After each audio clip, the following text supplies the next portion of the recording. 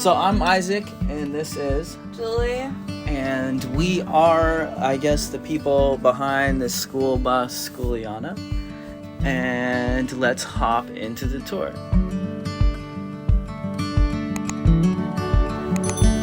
We stepped in it. That's what happened. We were gonna get a Sprinter van, and then we heard about a school bus, and we walked in one, and we were sold immediately. And we actually loved the windows. It's all about feeling open in such a small space. So all we did was walk in one time, and we knew that's what we wanted.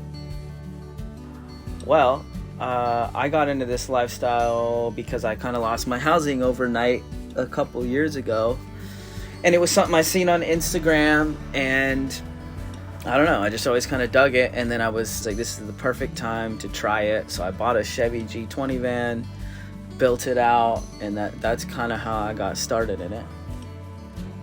We pretty much stay in Oregon. Every time we leave here, we come back, so there's no point in spending the money to drive elsewhere, I guess. Yeah.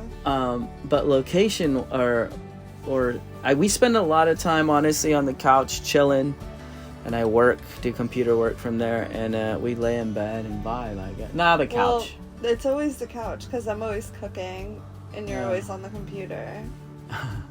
Literally. Yeah, so I guess the couch is where we spend a lot of time. What is your favorite part of the van? You answer this. I'd have to say probably our countertops. They're live edge, and we epoxied them, and they're just absolutely gorgeous. Yep. It was something we seen, and we wanted to try it, and we did it, and we're super glad we figured it out, because I don't know, it's like gold. I don't know, I freaking love it. Honestly, we get asked how we make money probably the most out of everything. And to be honest, I think a lot of people are under an impression that just because you build a van, you have to travel, which is not true at all. When I built my Chevy G20 van, I worked full time. And I worked full time living in that van for a good half a year to a year. It's like building a van or living in a van or a bus is a lifestyle. You're choosing not to pay rent, you're choosing not to have a mortgage, and you just have free portable housing.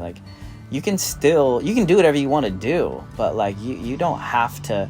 You can still work and live in a van. I don't know where this misconception comes from. So I am a full-time camera guy. I do video work, I do photography.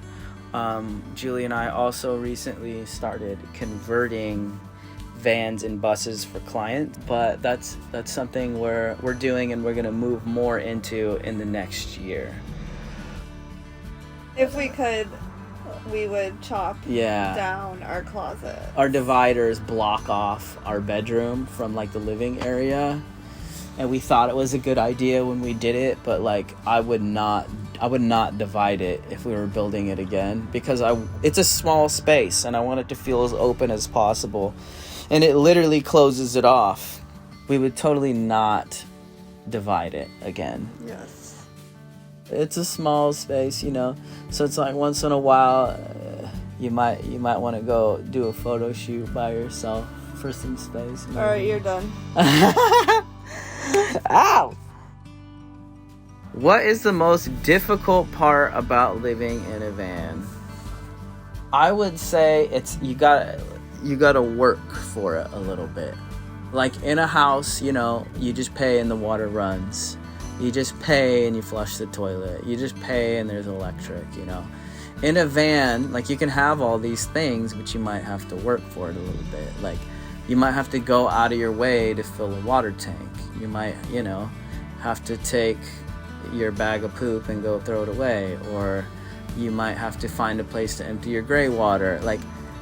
It's not difficult things, but you have to work for it more than you would in a normal house, apartment, living situation.